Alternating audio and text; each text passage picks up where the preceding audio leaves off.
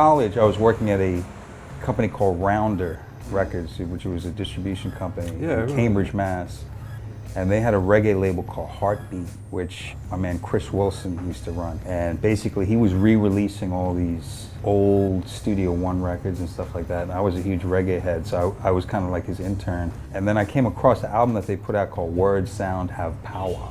It's like a compilation of all these dub poets. I just like the concept, word sound, because it basically goes back to the Bible. God said, let there be light. Right. The word was the sound. So it was like the word made everything come into being. The word, when spoken, is a sound, which is a vibration, which is the root of everything. Everything is a vibration. Even when we talk about the Big Bang, we're still talking about sound. Exactly, that was the word. That was the word sound. Swallow the smoke. What's happening? What's happening? Swallow the smoke. It was that. In college, I went to Harvard. They had a great radio station, WHRB, which went out across all Boston. And my roommate and I, Jeremy Dawson, we used to do a show called the Dub Frequency. This is back in '86, when no one was, dub was not even on the radar anywhere. I used to buy all my dub records in London, because my stepfather was English, so I used to spend summers there. I think the first dub album I bought was Scientists Rids the World or The Curse of the Evil Vampires, which still today has my favorite dub on it. You are a no good, you are a no good, God, for the things that you do in front of me.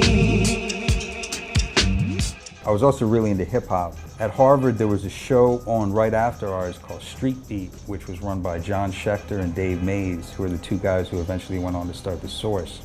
So I always used to stick around after our show and listen to their show.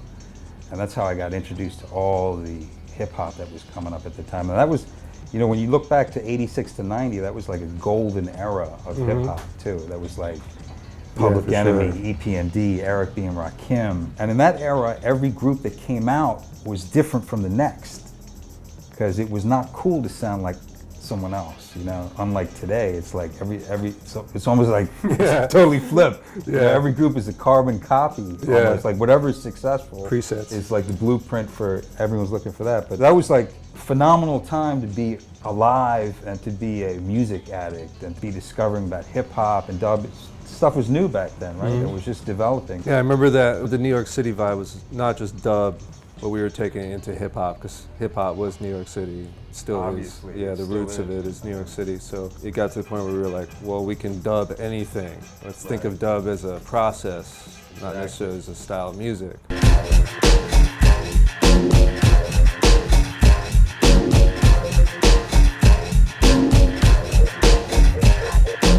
Spectre is kind of like my alter ego. Spectre is everything I'm not. You know, he's like Prince of Darkness, disciple of the dark. You know, I'm a pretty nice guy, you know, happy-go-lucky guy, but Spectre is an entity in which I can express my dark side. And you know, everyone's got a dark side. Some people express it in different ways. Some people are serial killers. I like to just kill tracks, you know. I like to murder tracks every night. Kill a sound boy, you know. To me, music is an outlet for that. Is a real outlet. And even if I wasn't releasing music, I make music every night in my studio. It's a form of relaxation for me. It's a form of expression. I've always had to deal with a lot of business and stuff like that. So when it gets dark at night and all the business is done, they're back. You know, it's just like, that's not me. That's Spectre. I have nothing to do with it, you know. That's coming from a whole different place. Right. And you know, I can call that Spectre, but really, it's really got nothing to do with me. Because honestly, Raz, when I make music, when I'm really hitting it, I'm not even conscious of being there. You know, it's like it's like I'm an instrument.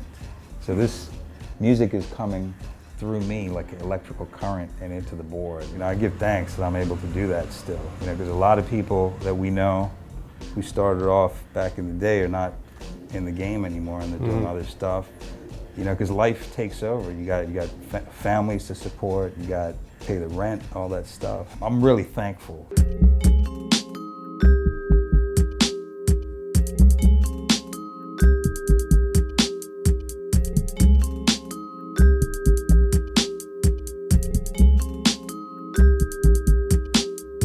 I'm Sri Lankan by origin. My parents are from Sri Lanka. I was born in this country, but I grew up eating Sri Lankan food, and I'm kind of surprised that no one has had Sri Lankan food. Not many people have had it. So I always wanted to do a cookbook of Sri Lankan food. And in 2007, you know, I had not much going on, so I decided to rent out my house in Baltimore and just go live in Sri Lanka for a year and just study food. And it was a beautiful thing. Imagine a day where you just get up and go to the market in the morning, buy some stuff, and then for lunch you go to a different restaurant or a different person's house to eat. It was all day, amazing. every day food. I didn't touch music. I didn't do anything with music. I didn't do anything with anything else. Oh, so it really kind of I was focused resolved on that, food. yeah. At the end of that year, I had collected all these recipes and everything. And I said, I'm going to do a cookbook. And then I came back to America and I told my agent, hey, I got a cookbook.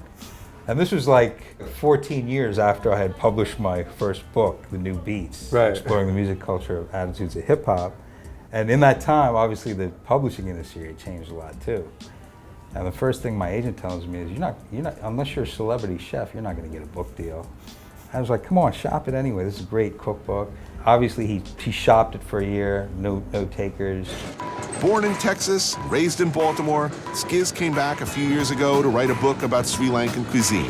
I don't watch much TV, but there's a few shows I watch, and one of my favorite shows on cable was No Reservations with Anthony Bourdain. This is one of the shows that I really love to watch, and I was like, he hasn't been to Sri Lanka. I'm going to take Anthony Bourdain to Sri Lanka. So I sent him a copy of the book. Oh, wow. So you brought him to Sri Lanka? Yeah, and like 2 months later, his producers contacted me and he said, we're interested in going to Sri Lanka. Do you want to come with us? And I was like, I'm there. They didn't know anything about Sri Lanka, and I basically produced that whole show. I decided where we were going to eat. I decided what we were going to do, and it was an excellent experience. When that came out, guess what? I got a book deal for my cookbook. Of course. It's got to be like that, right? Mm-hmm. Yeah. That's the way stuff works in America. Unless like a celebrity touches it, you're going nowhere. It was the same cookbook, but now that Bourdain was holding up a copy on the show, now all of a sudden... It's one other thing to sell it. All right. I'm real thankful to Bourdain for that. Now the cookbook came out last year, and it was like a New York Times notable cookbook. That was like, hey, great. Wow. And so now the cookbook is selling, and now all of a sudden I'm in the food world. I'm going all over the country now. I've never toured America doing music, but now I'm touring America cooking Sri Lankan food at supper clubs and pop-ups. The Ill Saint, but people don't know me as the Ill Saint. People know me as Skiz, so that's fine. You know, it's like Spectre doesn't cook. Basically dubbing curry. I'm dubbing it up, Yeah. curry That's style. nice. I'm glad you had a good time, because I know you've eaten pretty much everywhere in the world, but I think that this food is really special, you know, and that's one reason that I keep coming back, you know. As much as I'm an American, I'm a Sri Lankan too, you know. No, it was a blank page for me. Well, glad I turned it. You know, when I tell people the stuff I'm doing, they say, oh, you're a Renaissance man, but it's really not about that. I'm a person with kind of a very low attention span. I get bored with things really quickly. I can't just do one thing.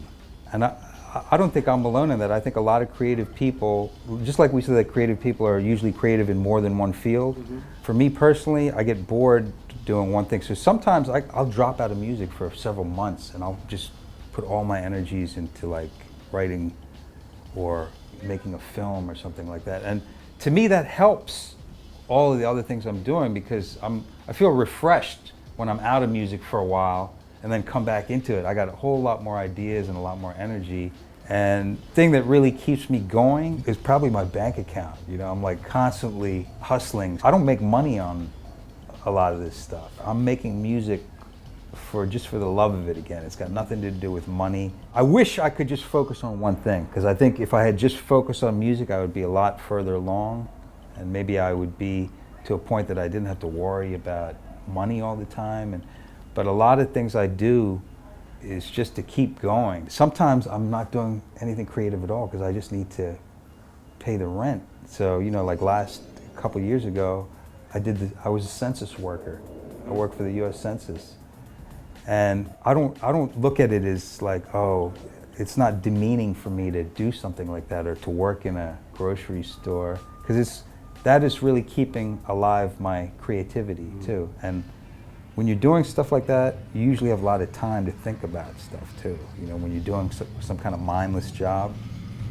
So then the ideas start percolating again. Yeah, for sure. And also, you know, as a writer, you really need to have a lot of experiences. You can't just call yourself a writer and write. Like I've been thankful to have so many like weird experiences, like, you know, going into the prisons, and at the same time I was going on to all these yachts and giving the people the census forms, and they were giving me a tour of their yacht, and I was like, wow, this is incredible. Yeah. You know, so this is all fuel for the creative fire. Yeah. Somehow I'm going to use this stuff.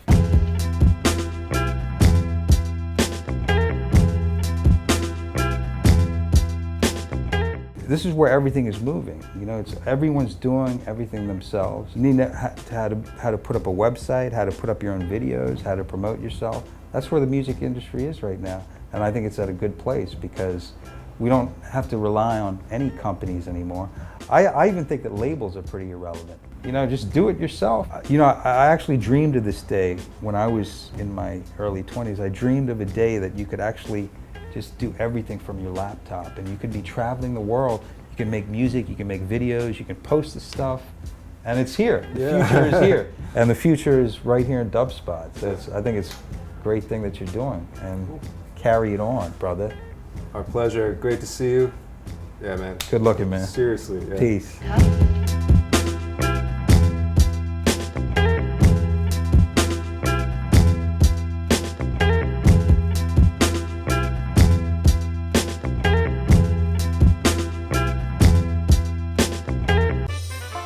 Welcome to Dubspot. We believe in providing you hands-on experience right away. Whether you're completely new to music and want to turn the sounds in your head into a musical reality, or you're an experienced artist looking to refine your skills and add new tools to your arsenal, we're ready to meet you at your level. For students of all ages, all levels, and all styles of music, Dubspot is here to help you achieve your goals. With course offerings both online wherever you are and at our school in the heart of New York City, we are ready to guide you through the next phase of your musical transformation. Whether you want to produce music, DJ, or do both, you've come to the right place.